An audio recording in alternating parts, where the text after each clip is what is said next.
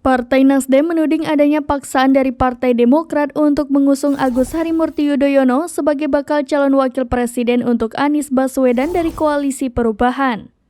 Tudingan itu pun membuat Deputi Bapilu DPP Partai Demokrat Kamhar Lakumani angkat bicara.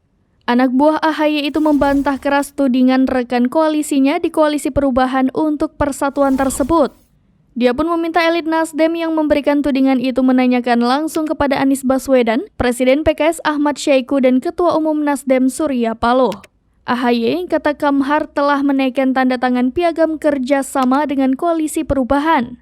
Adapun salah satu perjanjian di dalamnya ketiga parpol telah setuju memberikan kepercayaan penentuan bacawa pres kepada Anies. Diberitakan sebelumnya Partai Nasdem mengatakan adanya paksaan dari Partai Demokrat untuk mengusung nama Agus Harimurti Yudhoyono sebagai bakal calon wakil presiden untuk Anies Baswedan dari Koalisi Perubahan. Keterangan itu disampaikan langsung oleh Bendahara Umum DPP Partai Nasdem Ahmad Sahroni.